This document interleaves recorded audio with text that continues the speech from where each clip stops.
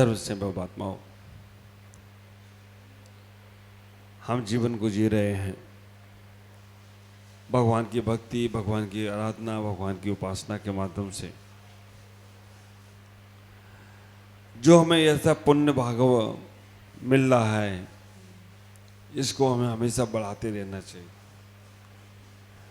नमोकार मंत्र की बात कल शाम को मैं कर रहा था। नमोकार मंत्र की जाप, नमोकार मंत्र के ध्यान और नमोकार मंत्र का पाठ हमें जरूर करना चाहिए। हमारे संग में पुकार सागर जी महाराज थे। उन्होंने अपने जीवन में नियम लिया था कि आधा घंटा नमोकार मंत्र हम बोलकर उच्चारण पूर्वक रोज पढ़ेंगे। और ऐसे आज से नहीं, कल्याण सागर महाराज से नियम लिया था उन्होंने कि आधा घंटा नमोकार मंत्र हम उच्चारण पूर्वक पढ़ेंगे। आप सोच सकते हैं कि वो साधक एक ऐसे साधक बने जिन्होंने गृहस्थ में तो पाठ किया ही किया, और गृहस्थ में पाठ करने के बाद जब क्षुल्लक जी बने तब भी उन्होंने पाठ किया। उनके बाद मुनि बनने का पुण्य उनका जोर मारा, तो उन्होंने अंत समय में मुनि दीक्षा लेकर अपना कल्याण किया। तो आप विचार करके रखना कि जब हमारे मन में ये भाव आता है कि हमें करना क्या चाहिए। हम जैन कुल में जन्म ले लिए, केवल कर्तव्य मंदिर दर्शन पूजन अर्चन नहीं, हमें इसके साथ साथ उस नमोकार मंत्र का भी घर में उच्चारण पूर्वक 10 मिनट पाठ जरूर होना चाहिए। आप सोचते होंगे कि मंत्रों से होता क्या है। बाबू जी, मंत्रों से बहुत ज्यादा मन पवित्र होता है। एग्जाम्पल मैं दे रहा हूं, कहीं आपस में झगड़ा हो जाए, गाली गलौच हो, कुछ कुछ होता है क्या? गाली गलौच होते ही मन खराब होने लगता है। तो जब आपस में झगड़े से, गाली गलौच से मन खराब हो सकता है, तो जब हम 3 लोग के नाथ का स्मरण करेंगे तो मन अच्छा हो जाए तो कोई आश्चर्य की बात नहीं होगी। हमें ऐसा भाव रखना चाहिए। घर में जो लोग बड़े बुजुर्ग हैं, जो ज़्यादा कुछ नहीं कर सकते हैं, वो आधे घंटे का 15 मिनट का घर में उच्चारण पूर्वक नमोकार मंत्र करें। हम सुबह से उठकर जब उस नमोकार मंत्र का स्मरण करते हैं, नमोकार मंत्र की जाप करते हैं, पाठ करते हैं, पूजा करते हैं, तो हमारे अंदर एनर्जी पावर बढ़ना शुरू हो जाता है। सारे मंत्रों का एक ही मंत्र है, नमोकार मंत्र। बाकी के बहुत सारे मंत्र हैं। ख्याल करें, नमोकार मंत्र में 5 पद गए हैं और 5 पद में एक एक सार भरा हुआ है। हम नमो अरिहंताणम एक शब्द बोलते हैं, क्यों? अरिहंत भगवान को नमस्कार कर लिया, लेकिन 5 बार नमस्कार करने की विधि अगर सिखाई गई है तो इस नमोकार मंत्र में सिखाई गई। अरिहंतों को हमने नमस्कार क्यों किया? क्योंकि भगवान है, इसलिए हमने नमस्कार कर लिया। ये लॉजिक नहीं है। नमो सिद्धाणम हम क्यों बोल रहे हैं? सिद्ध भगवान इसलिए हम बोल रहे, नहीं, ये लॉजिक नहीं है। आप विचार करके रखना, इसके अंदर बहुत गहरा चिंतन है। अरिहंतों से बड़े सिद्ध हैं, ये सबको मालूम है। सिद्ध भगवान ने 8 कर्मों को नाश किया है और अरिहंतों ने केवल 4 घातीय कर्मों का नाश किया है। फिर भी हम सिद्धों के पहले अरिहंतों को नमस्कार करते हैं। उसका सबसे बड़ा लॉजिक है कि अरिहंत भगवान बोलते हैं। अरिहंत भगवान ने हमारा सिद्धों से परिचय कराया है। अरिहंत भगवान नहीं होते तो आज हमें मोक्ष मार्ग पर चलाने वाला कोई नहीं होता, मोक्ष मार्ग को समझाने वाला कोई नहीं होता। हमने अरिहंतों को नमस्कार इसलिए किया है कि हे भगवान, आपने ही हमें सिद्धों से परिचय कराया और आपने ही हमें इस मोक्ष मार्ग के बारे में बताया। आपने, क्योंकि दिव्य देशना अरिहंतों की कृति है और हम सब लोग बहुत स्वार्थी लोग हैं संसार के। हमें जिनसे कुछ मिलता है उसके पास हम जाते हैं, और जिनसे कुछ मिलता नहीं है उनके पास। और दूसरे हम इतने स्वार्थी हैं, जो दिखता है वो बिकता है, और जो दिखता ही नहीं है वो बिकता ही नहीं है। अब दिखाने वाला अच्छा दिखाता है तो लोग उसके पास, अच्छे लोग पहुंचते हैं, और दिखाने वाला अगर खराब चीज दिखाता है तो जो देखने वाला है वो तो जाता नहीं, लेकिन वो दिखा रहा है वो भी नहीं देखना चाहता है। आप विचार करना। अरिहंतों को हमने नमस्कार किया इसलिए किया कि अरिहंतों ने हमें मार्ग बताया। बच्चे का जन्म होता है, बच्चे के मुख से सबसे पहले कौन सा शब्द निकलता है? माँ।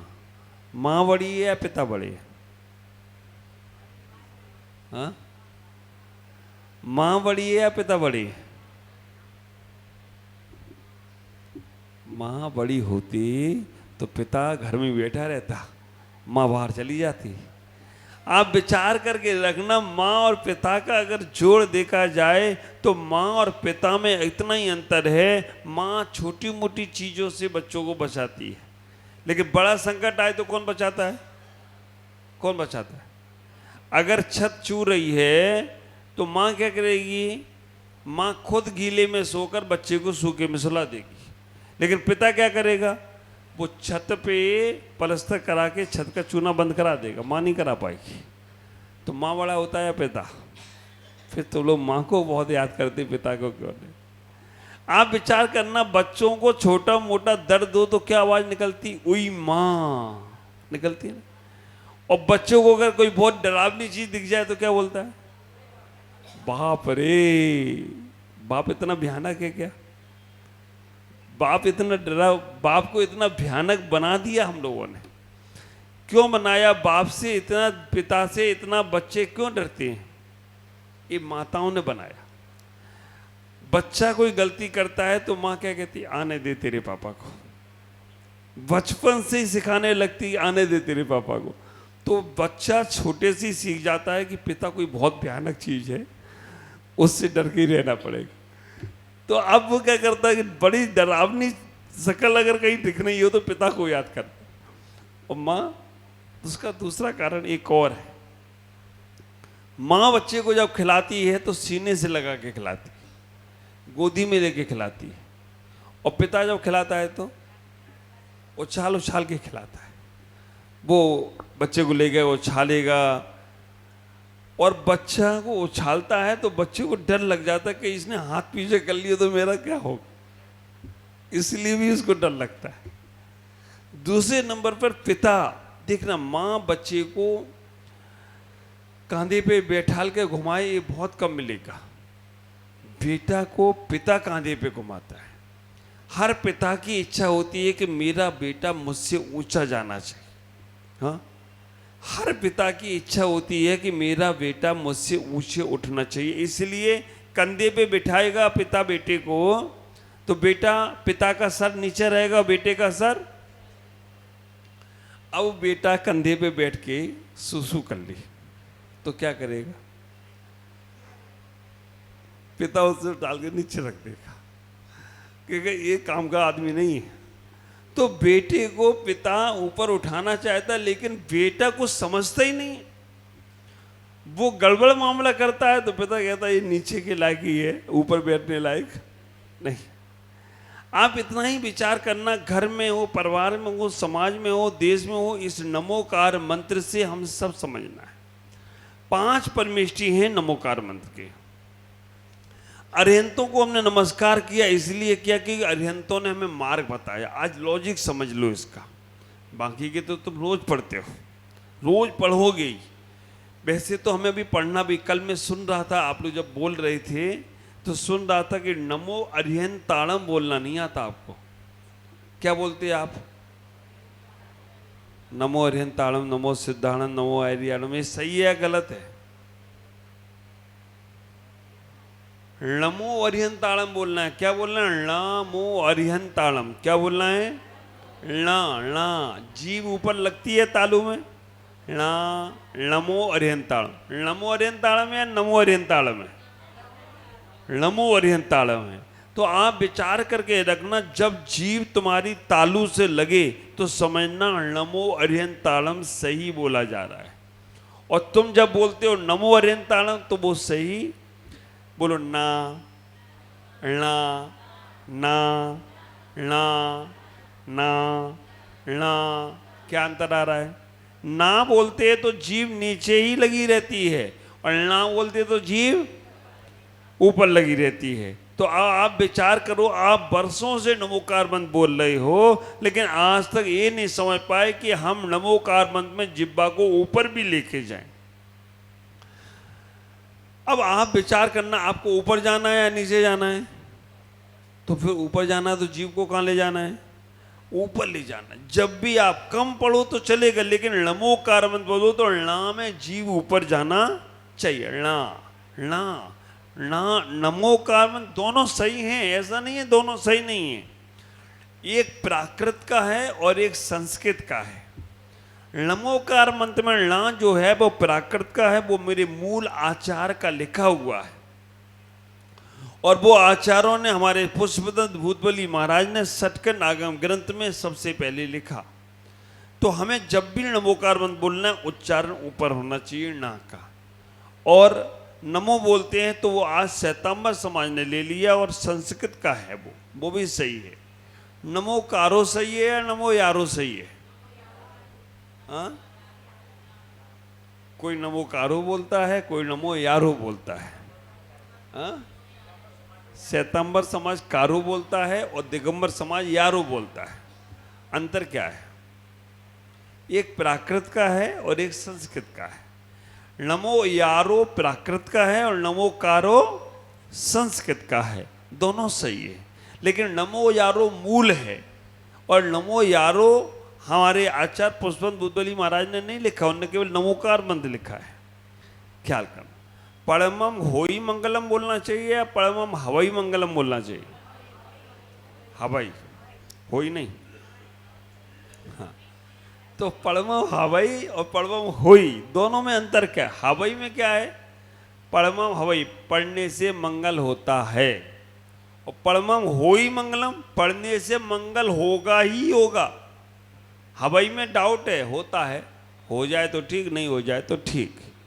तो परमम होई मंगलम होगा ही होगा, इसको पढ़ने से मंगल। परमम हवई मंगलम माने होता भी है और नहीं भी होता है, तो दोनों सही है। हवई मतलब प्राकृत है और होई मतलब संस्कृत है। तो हमें इतना ही विचार करना है, इस नमोकार मंत्र को हम जब पांचों पदों को पढ़ें तो हमें एक एक चीज स्मरण होना चाहिए। नमो अरिहंताणम इसलिए हम बोल रहे हैं क्योंकि अरिहंतों ने हमें मार्ग बताया, और जो हमें मार्ग बताता है हम उसे पहले नमस्कार करते हैं। नमो अरिहंताणम हम इसलिए बोल रहे हैं क्योंकि उन्होंने हमें मार्ग बताया है, उन्होंने हमें सिद्धों से परिचय कराया है। हम माँ को पहले याद कर रहे हैं, क्यों? माँ ने ही हमें बताया कि बेटा ये तेरे पिता हैं। अगर माँ नहीं होती तो मालूम पता नहीं कौन पिता बनता। माँ को ही मालूम है कि कौन पिता है, तो माँ बताती है ये तेरे पिता हैं, इसलिए हम माँ को पहले प्रणाम करते हैं। नमो सिद्धाणम, जब हमें मार्ग मालूम पड़ गया, हमें मालूम पड़ गया कि मेरे पिता कौन हैं, फिर सिद्धों को नमस्कार क्यों करना? सिद्ध भगवान को नमस्कार क्यों करने की जरूरत पड़ी? तो मेरे गुरुदेव आचार्य भगवान पुष्पदंत सागर जी महाराज, ये चिंतन उन्हीं का है। वो कहने का प्रयास करते हैं कि सिद्धों को नमस्कार मैं इसलिए कर रहा हूं कि मुझे सिद्ध बनना है। हमें मार्ग तो मालूम पड़ गया, लेकिन मंजिल कौन सी है? मंजिल को भी अगर ध्यान में नहीं रखेंगे तो आप विचार करना, मंजिल पे पहुंच नहीं पाएंगे। इसलिए हमें सिद्ध जैसा बनना है, हमें सिद्ध बनना है, तो इसलिए उनको भी नमस्कार करो। नमो सिद्धाणम। अब आप विचार करके रखना, एक ने मार्ग बताया, हमने उन्हें नमस्कार कर लिया। एक जैसा हमें बनना है, इसलिए हमने उनको भी नमस्कार कर लिया। अब आचार्यों को नमस्कार करने की क्या जरूरत? ना हमें आचार्य बनना है, ना हमें उन्होंने मार्ग बताया है। मार्ग बताने वाले हमारे अरिहंत, और बनना हमें लक्ष्य सिद्धों का है। हमने टिकट देने वाला टिकट दे दिया, टिकट के दे दिया, टिकट के बारे में बताया है, तो हम आचार्यों को नमस्कार क्यों करें? तो मेरे गुरुदेव कहते हैं क्योंकि आचार ही दीक्षा देंगे। अगर आचार दीक्षा नहीं देंगे तो आपके पास इतना समर्थ नहीं है कि आप स्वयंभू बन सके। इसलिए आचार्यों को नहीं नमस्कार करो, नमो ऐरियाणम, आचार्य तुम्हें दीक्षा देंगे और दीक्षा देकर तुम्हें आगे बढ़ाने का प्रयास करेंगे, इसलिए आचार्यों को भी नमस्कार करो। तीसरे नंबर पे कह दिया आचार्यों को नमस्कार करो। चौथे नंबर पे जब आचार्यों ने हमें दीक्षा दे दी, सिद्ध हमें बनना है, अरहंतों ने मार्ग बता दिया, उपाध्याय को नमस्कार क्यों करना? तो गुरुदेव कहते हैं उपाध्याय को इसलिए नमस्कार करना, आचार्य ने तो दीक्षा दे दी, दीक्षा के बाद फ्री। शिक्षा कौन देगा? ज्ञान कौन देगा? पढ़ाएगा कौन? सही मार्ग बताएगा कौन? इतना समर्थ आचार्य के पास तो अपनी दीक्षा देने के बाद आचार्य नहीं करेंगे एक काम, उपाध्याय का काम है। तो हमें जिनसे ज्ञान प्राप्त करना है, जिनसे ज्ञान लेना है, उनको भी नमस्कार करना है। अब आपके पास शिक्षा देने वाले मिल गए, दीक्षा देने वाले मिल गए, मार्ग बताने वाले मिल गए, लक्ष्य बन गया, फिर साधु का क्या काम? आप विचार करके रखना, फिर नमो लोई सब सवर्णम क्यों बोलना? तो गुरुदेव कहते हैं कि नमो लोई सब सवर्णम जरूर बोलना, क्योंकि मोक्ष मार्ग की पहली सीढ़ी साधु है। दीक्षा देने वाला एक बार दीक्षा देके फ्री कर देगा, शिक्षा देने वाला 1 घंटा 2 घंटा 4 घंटा 5 घंटा पढ़ा के फ्री कर देगा। रहोगे किसके साथ? जिसके साथ रहो उसको भी प्रणाम करना। आप विचार करके रखना, जिनके साथ रहना है, उठना है, बैठना है, उनके भी साथ प्रणाम करोगे तो तुम्हारा धर्म ध्यान होता रहेगा। और उनसे मुंह टेढ़ा करोगे तो मंदिर में भी तुम्हारा मन नहीं लगेगा, स्वाध्याय में भी मन नहीं लगेगा, और कोई भी क्रिया तुम्हारी होगी तो कसाय जन्य क्रिया होगी। विचार करना, साधु के साथ रहना है, जिनके साथ रहना है उनके साथ भी अच्छा व्यवहार बना के रखो। ये 5 परमेष्ठी आपके घर में हैं क्या? हैं। जो तुम्हारे यहाँ चले गए ऊपर वो सब सिद्ध परमेष्ठी हो गए। जो तुम्हारे घर में गाइड करते हैं, गार्जियन होते हैं, जैसे अभी बाबूजी हैं, पूरी समाज के 9 गांवों का पूरा गार्जियन करते हैं, पूरे समाज को मार्गदर्शन करते हैं, ये कौन से परमेष्ठी हो गए? अरहंत परमेष्ठी हो गए। जो तुम्हारी शादी विवाह कराते हैं, है ना, संसार का बता रहा हूँ, पंच परमेष्ठी, जो तुम्हारी शादी कराते हैं, तुम्हारी जोड़ी बनवा देते हैं, वो कौन से परमेष्ठी हो गए? आचार्य परमेष्ठी हो गए, क्योंकि वो तुम्हारी शादी वाली दीक्षा करा दी। और जो तुम्हें ज्ञान देते हैं, जिठानी तुम्हारी, है ना, कौन सी परमेष्ठी हो गई? उपाध्याय हो गई। वो ज्ञान, उसके ज्ञान के बिना तुम घर में रह नहीं सकते हो। और जो तुम्हारी ननंद है, ननंद, वो कौन सी परमेष्ठी है? अगर नंद ने कह दिया भाभी ठीक नहीं, तो बस काम खराब हो जाएगा। तो उसके साथ रहना है, उनके साथ रहना है, देवरानियों के साथ रहना, वे सब कौन सी परमेष्ठी हैं? तो ये 5 परमेष्ठी, अगर मोक्ष मार्ग को अच्छा बनाना है तो इन 5 परमेष्ठियों की स्थिति को ध्यान में रखना है। और संसार मार्ग को अच्छा बनाना है तो जो चले गए उनका भी सम्मान करो, जो तुम्हारा गाइड करते हैं उनका भी सम्मान करो, जो तुम्हें ज्ञान देते हैं, जो तुम्हारा संबंध बनाते हैं उनका भी संबंध संसार का लिए उनको भी आदर दो। और जो तुम्हें कुछ अच्छा घर का रीति रिवाज बता रहे हैं उनके बारे में भी अच्छा सोचो, और जिनके साथ रहना उनके बारे में भी अच्छा सोचो। और अगर एक भी लिंक हटा तो बस मार्ग में लिखा रहता है, नजर हटी बस। अब ये आप समझ लो, ये नजर घर से भी नहीं हटना चाहिए, परिवार से भी नहीं हटना चाहिए, समाज से भी। केवल गाड़ी चलाने वाले के लिए नहीं लिखा, वो हम सबके लिए भी लिखा है, नजर हटी और दुर्घटना घटी। तो हमें इतना ही विचार करना है, हम जब भगवान के पास आए, गुरुओं के पास आए, धर्म के पास आए, तो नजर उनके ऊपर होना चाहिए।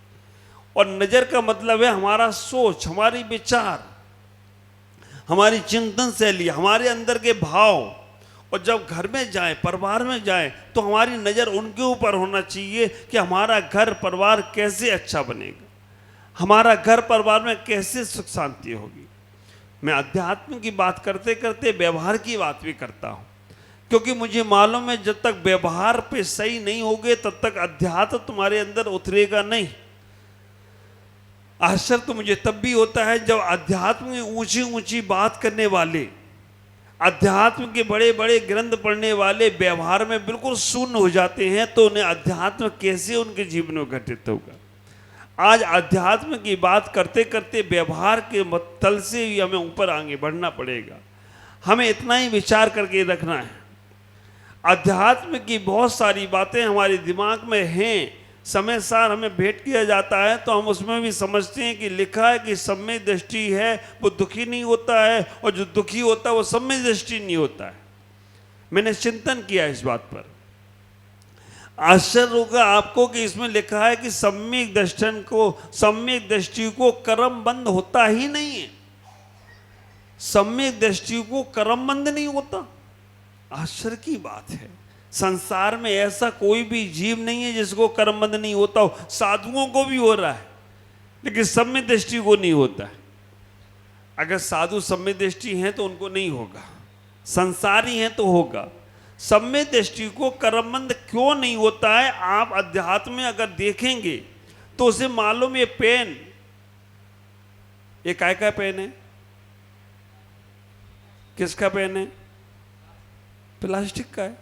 सम्यक दृष्टि को मालूम है ये प्लास्टिक का पेन है, लेकिन मिथ्या दृष्टि कहेगा ये पेन मेरा है। और आप जब तक ये मैं और मेरा का भाव रखे हुए हैं ना, तब तक संसारी है। और जैसे ही मैं और मेरा का भाव समाप्त हुआ, आप अध्यात्म हो जाओगे। पूरे समय सार का सार अगर हम संक्षेप में बताएं तो तीन प्रकार की बुद्धि अगर हमारी समझ में आ जाए तो हमें समय सार समझ में आ जाएगा। तीन प्रकार की बुद्धि कौन कौन सी है? पहली बुद्धि है कर्ता बुद्धि, दूसरी बुद्धि है संबंध बुद्धि, तीसरी बुद्धि है पर्याय बुद्धि। कितनी बुद्धि हो गई? पहली कौन सी है? कर्ता बुद्धि। दूसरी बुद्धि कौन सी है? संबंध बुद्धि। तीसरी बुद्धि कौन सी है? पर्याय बुद्धि। तो ये तीनों बुद्धियों को हमें समझना है, और इस समझने में तीनों बुद्धियां बाहर हैं, लेकिन इनको तीनों को हमने अपना बना रखा है, अपना मान रखा है, और इसी कारण से हमारा संसार बढ़ता जा रहा है। एक बात का हमेशा ख्याल रखना, कीचड़ कहीं बाहर नहीं कमल कहीं बाहर नहीं खिलता है। कमल जब भी खिलेगा तो कहाँ खिलेगा? कीचड़ में ही खिलेगा, संगमरमर के पत्थर पर खिलने वाला नहीं। मछली तैरेगी तो पानी में ही तैरेगी, दूध में तैरने वाली नहीं है। हमें जब भी कल्याण हमारा होगा तो इसी जमीन से होगा, स्वर्ग में जाकर होने वाला नहीं है। हम सोचे बहुत ज़्यादा यहाँ तकलीफें हैं, परेशानियाँ हैं, यहाँ दिक्कत है, हम दूसरी जगह चले जाएं, वहाँ जाकर हमारी तकलीफें कम हो जाएं, है ना। कौवा घर पे बैठा था, आदमी ने पत्थर मारा, वो काँव काँव करते करते दूसरी जगह जाके बैठा। उसने पूछा दूसरे कौवे ने कि तुम क्यों काँव काँव कर रहे हो, क्यों तुम बोल रहे हो? उसने कहा घर का आदमी बड़ा खराब है, इस घर के आदमी ने मुझे जब देखो तब पत्थर मारता रहता है। कौवे को ये समझ में आ जाए कि आदमी खराब नहीं है, मेरी बोली खराब है। कौवा काँव काँव करता रहता है, और आप विचार कर अगर उसकी बोली सही हो जाए तो जहां जाए वो वही सम्मान पाए। कौवा और कोयल के शरीर में कोई अंतर नहीं है, कौवा भी काली है, कौवा भी काला है, और कोयल भी काली है। कोयल घर के द्वार पे आ जाए तो लोग झूम जाते हैं, और कौवा आ जाए तो पत्थर मारते हैं। तो इन दोनों में अंतर क्या है? बोली का अंतर है। तो आप विचार करके रखना, हमें कहीं बाहर जाना नहीं है कल्याण के लिए, हम जहाँ हैं वहीं से कल्याण कर सकते हैं। लेकिन इस कल्याण में हमें इतना समझना है कि हमारे पास जो कर्ता बुद्धि है, संबंध बुद्धि है, पर्याय बुद्धि है, इनसे बचने का प्रयास करो। कर्ता बुद्धि क्या? मैं नहीं होता तो घर चलता नहीं, मैं नहीं होता तो ये काम होता नहीं, मैं नहीं होता तो तेरे को कोई पूछता नहीं। ये कौन सी बुद्धि है? कर्ता बुद्धि है। और आप अगर ऐसा अहम भाव रखते हो कि मैं हूं तो ये चल रहा है, तो आप नहीं चलो। तुम्हारी स्थिति क्या? वो छुपकली है ना, यहाँ तो नहीं है, हमारे कमरों में रहती है थोड़ी थोड़ी, मैं उससे बात करता हूँ। मैं कहूँ तुम ऊपर ही क्यों चलती हो, नीचे क्यों नहीं चलती हो? सब लोग नीचे चलते हैं, तुम ऊपर ही रहती हो। बोलता महाराज तुम्हें मालूम नहीं है, मैं हूं ना तो ये छत टिकी है, अगर मैं नीचे आ जाऊं तो छत नीचे आ जाएगी। ये कैसा है, छुपकली जैसी स्थिति हमारी हो गई कि मैं हूं तो घर चल रहा है, परिवार चल रहा है। ये अहम भाव आपसे पहले भी बहुत सारी थी, आपके बाद भी बहुत सारी बात आएंगी, लेकिन इसको कम, हाँ हमें सौभाग्य मिला है कि हमें आप सब लोगों के साथ बैठने का सौभाग्य मिला। लेकिन मैं कहूँ अगर मैं नहीं होता तो तुम लोग अभी पता नहीं कहाँ घरों में पड़े होते, सो रहे होते, कहीं ये कर रहे होते, वो कर रहे। नहीं, ये तो हमारा पुण्य है जो आप हमें मिले, और तुम्हारा पुण्य जो हम मिल गए, ये दोनों के पुण्य जाग गए तो हमें भगवान तीन लोक के नाथ मिल गए हो, तो कोई आश्चर्य की बात नहीं। कर्ता बुद्धि में अहोभाग्य ख्याल करना, जब तुम्हारे मन में ये भाव उत्पन्न होने लगे कि आज हमारा पुण्य है, सौभाग्य है कि आज मुनि भेष हमें मिल गया, हमें व्रतों के साथ आचार बनने का भाव मिल गया, हमें ये माताजियों को इनको माताजी का सौभाग्य मिल गया, छुल्लक जी को छुल्लक जी, ये पुण्य हैं, इनके पुण्य हैं तो इनको सौभाग्य मिल गया। अब इस तुम लोगों के पुण्य हैं जो श्रावक बनने का सौभाग्य मिला, तो सबसे पहले हमारे अंदर सौभाग्य को धन्यवाद देने की प्रार्थना करना, कर्ता बुद्धि से बचने का प्रयास करना। दूसरे नंबर पर है संबंध बुद्धि। मेरा बेटा, मेरी बेटी, मेरा पति, मेरी पत्नी, मेरा नाती, मेरा पोता, ये सारे संबंध जितने भी हैं ये शाश्वत हैं क्या? आगे जाएंगे क्या? नहीं जाएंगे, सबको मालूम है। लेकिन इतनी संबंध में हम लग जाते हैं, या तो नहीं होगा, नहीं तो पंखे पे 7 पीढ़ी के नाम लिखवाते हैं, और 7 पीढ़ी के नाम लिख गए तो जो आता वही घुमाता, चल घूम घूम घूम घूमता रहता है। तो हम अपने नाम, परिवार, संबंध के चक्करों में, यहाँ तो नहीं है, बहुत सुंदर बात है, नहीं तो हमने कई जगह देखा कि वेदी पे नीचे बड़ा बड़ा भगवान का नाम छोटा सा, और वेदी पे दातार का नाम बड़ा बड़ा। एक जगह मैंने देखा दातार का इतना बड़ा नाम और छोटा छोटा सा भगवान का नाम। तो एक बच्चा आया, उससे माँ ने बोला था वहां पे अर्घ लिखा होगा तो उनको अर्घ चढ़ा के आ जाना। अर्घ की पट्टी खत्म, वहां पे थी नहीं, दिख ही नहीं रहा था, तो वही नाम पढ़ा उसने, फलाने चंद को फलाने के लिए, फलाने की स्मृति में, फलाने को अर्घम निपामती स्वाहा। किसको अर्घ चढ़ गया? और फलाने चंद को अर्घ चढ़ने लग गया। और आप विचार करके रखना, ऐसे ऐसे संबंध हमने बना रखे हैं संसार में कि इन संबंधों के कारण से हम दुखी होते। तो दूसरे नंबर पे हमें संबंध कम करना चाहिए। सारे संबंध बनाओ।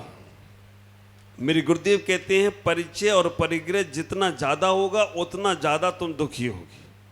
कम से कम लोगों से परिचय होगा और कम से कम सामान होगा, तो आप विचार करके रखना, सफ़र में सामान कम हो तो सफ़र का आनंद आता है, सफ़र में सामान कम हो तो सफ़र का आनंद आता है, और जीवन में अरमान कम हो तो जीवन का भी आनंद आए तो कोई आश्चर्य की बात नहीं है। अगर आपके मन में आपकी इच्छाएं कम हैं तो आपको जीना बहुत अच्छा लगेगा। और आप विचार करके रखना, कहते हैं ना, तनिक सी फांस दिल को साले। अगर तुम्हारे मन में कोई इच्छा है और मंदिर में तुम आए हो और वो इच्छा पूरी नहीं हो रही, तो भगवान के पास मन लगता है, कहता है क्या है भगवान, एक तो बात मैंने आपसे कही थी, एक काम हो जाए, 1 महीना हो गया वो काम की कोई लिंक ही नहीं मिलती, वो काम ही नहीं हो रहा है, भगवान नहीं नजर आएगी। और वो मन में वो अगर भाव नहीं है, वो इच्छा नहीं है, तो लगता है वाह भगवान आप मिल गए, बस ना, सब मिल गया, सारा संपूर्ण संसार मिल गया। तो हमें इतना ही विचार करना, इच्छाएं, अरमान, विचार धाराएं कम करो तो हमारा जीवन का आनंद मिलेगा।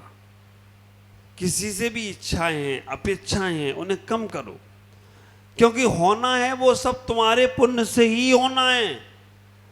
दूसरा तुम्हारे लिए कुछ नहीं कर सकता।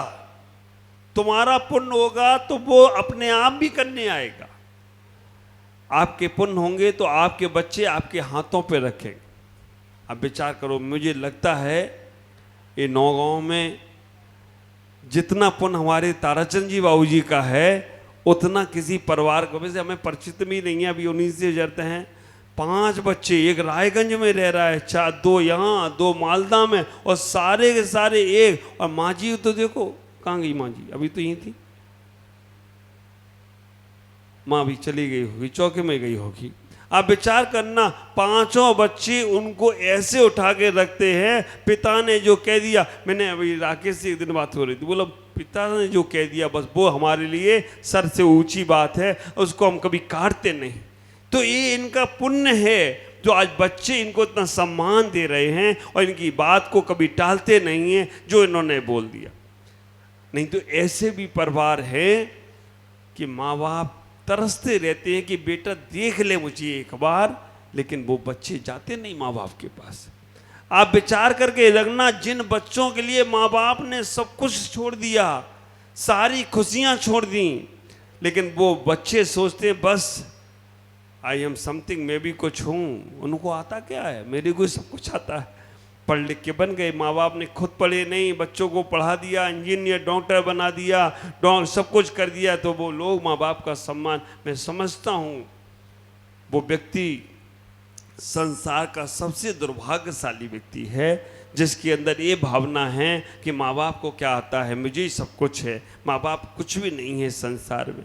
विचार करना, अगर तुम्हारे किसी क्रिया के कारण से माँ बाप की आंखों में अगर एक बार भी आंसू आ गए, अगर माँ बाप का मन खराब हो गया, तुम्हारी सारी पुण्य सारी चीज़ें उनके आंसुओं में बहकर समाप्त हो जाएगी। हम अपने जीवन में कोशिश ये करें कि हमारे माँ बाप के मन में हमारे प्रति अच्छे भाव बने रहे। संबंध बुद्धि, हमने जो आपस के संबंध बनाए, इन बुद्धियों में भी अपने आप को परे रखो। तीसरे नंबर की बुद्धि है पर्याय बुद्धि।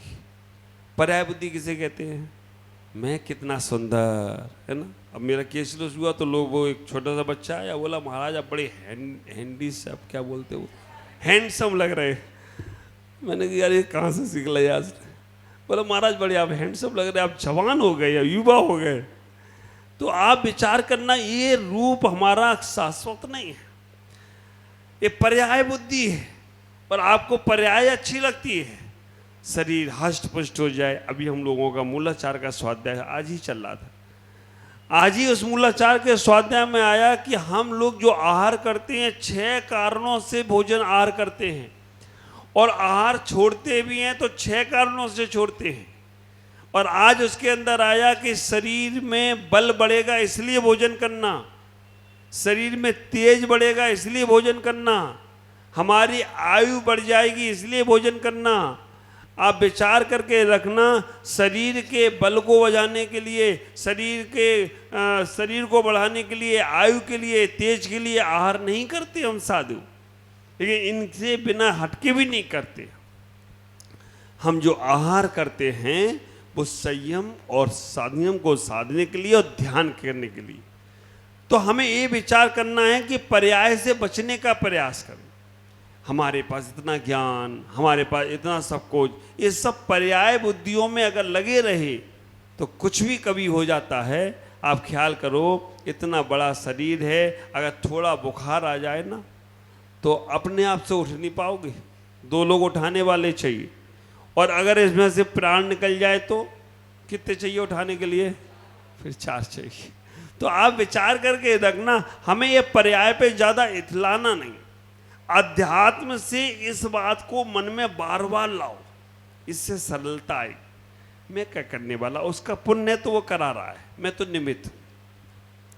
दूसरा, मेरा क्या का संबंध, आंख मूंदी सारे संबंध यहीं खत्म हो जाएंगे, ऐसा चिंतन करो। तीसरा पर्याय, ये शरीर कब तक साथ दे रहा है? जब तक मेरे स्त्री नाम कर्म का उदय है, जब तक मैं सही हूं स्वस्थ हूं तब तक शरीर मेरा साथ दे रहा है, अन्यथा मैं तो गया। लेकिन 3 व्यवहार दृष्टि से भी आप विचार करें। अध्यात्म दृष्टि मैंने आपको दे दी, व्यवहार दृष्टि से 3 चीजों का ख्याल रखना है, और वो बिल्कुल सिंपल सा है, परिवार, पड़ोसी, परमात्मा। पहले परिवार में खुशी लाने का प्रयास करो। जिन परिवारों में तनाव है उनका भगवान कभी खुश होने वाला नहीं। परिवार में अगर आत्मीयता है, परिवार में प्रेम है, एक बार जरूर घर में साथ में बैठो। रोज रोज नहीं बैठ पाओ तो हफ्ते में एक बार बैठो। दो चीजें, परिवार में सामूहिक भजन भोजन, परिवार में सामूहिक भोजन और समाज में सामूहिक भजन अगर होने लगते हैं तो परिवार की खुशियां लौट आती हैं और पर समाज की खुशियां भी अगर आगे बढ़े तो कोई आश्चर्य नहीं होगा।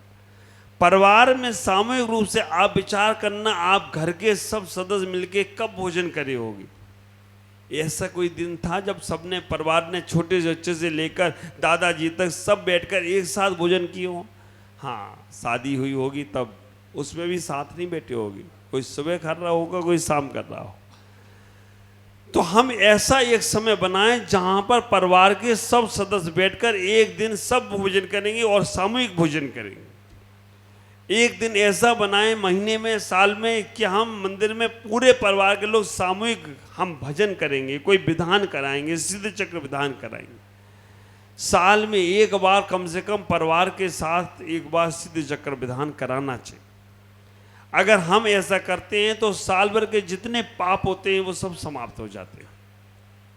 अन्यथा हम पाप पे भरते, साल में न कर पाओ, 2 साल में, 3 साल में, 5 साल में ना कर पाओ तो जीवन में एक बार जरूर, जरूरी नहीं है कि सिद्ध चक्र के लिए हमें करोड़ों रुपए, लाखों रुपए खर्च करना है। आप 1000 रुपए में भी सिद्ध चक्र विधान कर सकते हो। सामग्री 1000 रुपए की सामग्री लाओ। हम नहीं चढ़ाएंगे नारियल, हम वो क्या अखरोट चढ़ाएंगे? नहीं चढ़ाएंगे अखरोट, लौंग चढ़ाएंगे। इतनी भी सामर्थ नहीं तो एक एक चावल चढ़ाएंगे। लेकिन साल में एक बार हम सिद्ध चक्र विधान करेंगे। हम अपने दिखावे के लिए लाखों खर्च करते हैं, नहीं करेंगे। हम जितनी में समर्थ हो जाए, बहुत सी महिलाएं तो करती हैं, हर अनुष्ठान का में सिद्ध चक्र बांध लेती हैं और थोड़ी थोड़ी सामग्री चढ़ा के करती हैं।